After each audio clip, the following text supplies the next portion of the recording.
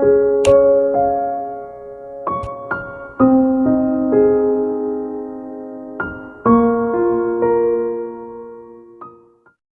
2 Tes. Claura bertengkar dengan ibunya. Intinya adalah dia menyuruh ibunya jangan terlalu ikut campur masalahnya. Lalu Claura memakai sepatu helnya naik ke atas. Alwi kaget terduduk diam tidak bergerak di sofa. Pura-pura tidak tahu apa yang terjadi. Dengan cepat Claura masuk ke kamar. Dan Alwi sibuk menyambutnya dengan senyuman. Menjulurkan tangan mengambil tasnya. Tapi Claura malah mendorongnya dan menyuruhnya minggir. Alwi tidak berani bereaksi sedikit pun, hanya mengikuti Claura dari belakang.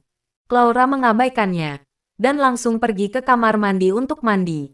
Setelah mandi Claura mengenakan pakaian olahraga. Claura mempunyai hobi senam aerobik. Dia langsung senam di depan kaca. Melihat bayangannya, Alwi tidak tahan untuk berpikir. Claura itu istriku. Kenapa aku tidak bisa memilikinya? Saat ini, Claura melihatku yang sedang mengintipnya dari cermin. Mungkin karena amarahnya masih belum reda. Dia berbalik dan mendatangiku. Lalu mengangkat tangannya dan menamparku. Atas dasar apa kamu memandangiku? Kalau melihat aku lagi kucungkil matamu. Di desa kami, kalau seorang pria ditampar oleh seorang wanita, itu sebuah penghinaan terbesar. Tapi aku hanya bisa menahannya. Dan pura-pura tidak mendengar perkataannya. Menatapnya dengan bingung, dan berlari ke kamar mandi. Ketika aku memasuki kamar mandi, hatiku mengerti. CCTV di kamar pasti sudah dilepas oleh Ibu Claura. Jadi Claura baru berani memperlakukan seperti ini. Karena Claura sudah tidak perlu akting lagi. Dan aku juga baru mengerti. Ujian yang sebenarnya baru saja dimulai. Claura yang tidak perlu akting. Akan seperti apa dia memperlakukanku. Aku di mata Claura sama sekali bukan seorang pria. Bahkan lebih tepatnya tidak bisa disamakan dengan seorang manusia. Claura menganggapku sebagai seekor anjing yang dibeli dengan uang. Aku mandi dalam penghinaan. Selesai mandi, aku menemukan seragam pramugari Claura ditaruh di samping. Aku yang masih belum sempat melakukan apapun. Tidak menyangka Claura membuka pintu kamar mandi. Lalu mengambil seragamnya dan memukul kepalaku. Sehabis itu mengeluarkan HP mengetik panjang lebar. Mengatakan mulai hari ini aku tidak boleh menyentuh barangnya. Tidak boleh tidur di tempat tidur. Aku tidur pakai matras saja. Aku tidak berani melawannya. Dan hanya bisa mengangguk. Lalu seterusnya kami menjalani kehidupan dengan tidur sekamar pisah ranjang. Sifat Claura sangat buruk, dia emosional. Ditambah lagi dengan diriku yang mentolerir dan mengalah. Membuatnya semakin sesuka hati. Dia tidak hanya memarahiku sekali, bahkan memukuliku. Terkadang aku benar ingin menyerah pada hubungan ini, dan cerai darinya. Tapi aku sudah menerima mahar 4 juta dolar darinya. Dan Claura setiap bulan memberiku uang 3.000 dolar.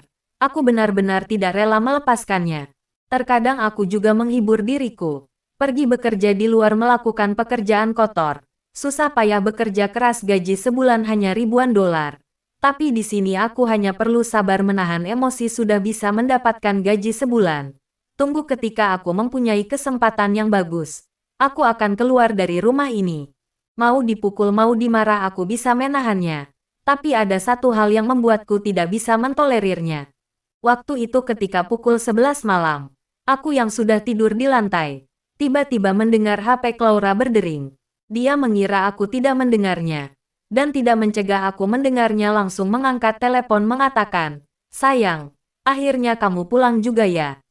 Aku rindu kamu setengah mati." Setelah mendengar ini, aku tidak menyadari betapa seriusnya masalah ini. Aku pikir sesama wanita juga sering mengucapkan kata-kata ini. Tapi kalimat Claura selanjutnya membuatku seperti tersambar petir. Kalimat selanjutnya adalah, "Hotel sudah di-booking. Kamu benar-benar sudah tidak sabar ya? Oke, sebentar lagi aku sampai." Aku seorang anak kampung. Meskipun tidak bisa mengikuti gaya hidup anak perkotaan. Tapi aku tidak bodoh. Aku bahkan bisa memikirkannya dengan jari kakiku. Claura selingkuh di luar. Saat itu, aku benar-benar marah hingga ingin muntah darah. Hal ini kalau terjadi di desa kami, pasti akan digunjing seumur hidup. Sampai-sampai bisa malu hingga minum racun bunuh diri. Aku benar-benar ingin bergegas lari memegang kepala Claura dan bertanya padanya apa yang sedang terjadi. Tapi aku sama sekali tidak berani. Aku hanya bisa tutup mata dan pura-pura tidur. Aku merasa hatiku meneteskan darah. Dan pada saat yang sama aku bingung. Kalau Claura punya pria, kenapa tidak menikah dengannya? Malah datang mencari aku yang tuli. Dari tampang Claura, pria seperti apa yang tidak bisa didapatkannya. Tapi mengingat telepon barusan, aku diam-diam menebak sesuatu. Jangan-jangan Claura simpanan. Saat ini, Claura sudah mengganti dress dan berdandan simple keluar rumah. Aku tertegun beberapa saat, dan akhirnya mengertakkan gigi. Lalu diam-diam mengikuti. Aku ingin lihat istri yang memandang rendah diriku ini. Malam ini akan bertemu dengan siapa? Setelah keluar rumah, aku memanggil taksi dari kejauhan. Dan dengan cepat mengikutinya ke Hotel Shangri-La. Tarif kamar tidur semalam di hotel ini seharusnya puluhan ribu dolar. Emosiku pada saat itu langsung mendingin. Pria itu pasti orang kaya. Aku ambil apa melawannya. Aku mengikuti Claura masuk ke hotel. Melihat dengan mata kepala sendiri Claura memasuki salah satu kamar hotel. Tapi aku tidak memiliki keberanian untuk menerobos masuk. Aku duduk di lantai sendirian. Menutup kepalaku dengan lutut. Aku merasa tertekan dan ingin menangis. Tapi tidak bisa. Aku yang tidak merokok pergi membeli sebungkus rokok. Dalam sekejap aku sudah merokok hingga setengah bungkus. Tenggorokanku penuh dengan asap. Tapi hingga akhirnya aku tetap tidak bisa menahan diri. Istriku selingkuh dengan pria lain di hotel. Dan aku sedikit nyali pun tidak ada. Apa aku masih seorang pria? Hingga akhirnya aku memutuskan untuk merekam semuanya. Lalu menunjukkannya ke Ibu Claura. Tiba waktunya meskipun cerai. Mereka juga tidak akan meminta uang pasca cerai. Karena Claura duluan yang melakukan kesalahan. Lalu aku bersembunyi di ujung koridor. Menunggu Claura dan pria itu keluar. Kutunggu hingga pukul 3 dini hari. Kamar yang dimasuki Claura tiba-tiba terbuka. Aku segera merekamnya di HP-ku. Pertama, Claura yang keluar duluan dari kamar. Lalu diikuti pria itu dari belakang. Pada saat itu hatiku mau loncat keluar dari tenggorokan. Tapi yang keluar bukanlah seorang pria, melainkan seorang wanita. Wanita ini sangat cantik. Dan Claura merangkul pinggang wanita itu. Memanggilnya sayang, dan mengatakan mau pergi makan malam. Sekarang akhirnya aku mengerti. Ternyata yang membuatnya selingkuh dariku bukan seorang pria, melainkan seorang wanita. Setelah mengetahui rahasia ini, aku tidak bahagia sama sekali. Sebaliknya, aku semakin sedih. Aku Alwi tidak lebih baik seorang wanita. Melihat mereka semakin lama semakin mendekat, dan bahkan aku bisa merasakan aura dingin dari tubuh Claura. Hingga akhirnya aku lari ketakutan.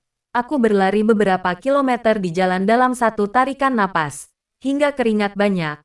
Baru kembali rumah dingin itu. Berbaring tidak berdaya di tempat tidur. Mengingat kembali gambaran menikah dengan Claura. Akhirnya aku mengerti semua ini. Aku mengerti kenapa Claura mencari suami, tuli. Dan mengerti kenapa dia menipu ibunya.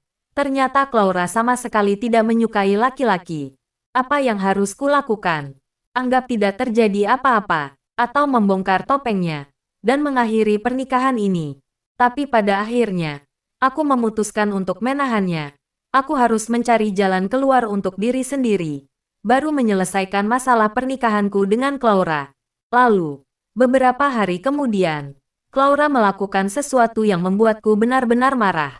Pagi hari Claura sudah keluar rumah. Setelah dia pulang, dia melempar secarik kertas dan pada saat yang bersamaan mengetik tulisan di HP, "Ibuku hari ini akan datang. Nanti kamu berikan tes ini padanya. Bilang padanya kamu harus segera diobati. Dokter bilang perlu waktu setengah tahun untuk pengobatan. Lalu katakan kamu akan menjadi menantu yang baik." Aku mengambil secarik kertas itu dengan ragu. Setelah membacanya aku tercengang. Ini adalah lembar tes rumah sakit. Nama pasien yang tertulis adalah namaku. Lembar tes itu menuliskan aku mandul. Claura kenapa sekali lagi mempermalukanku? Saat ini, sebuah ide gila muncul di hatiku. Bagus kamu Claura. Bukankah kamu bilang tidak bisa hamil? Aku sengaja tidak mengabulkan keinginanmu.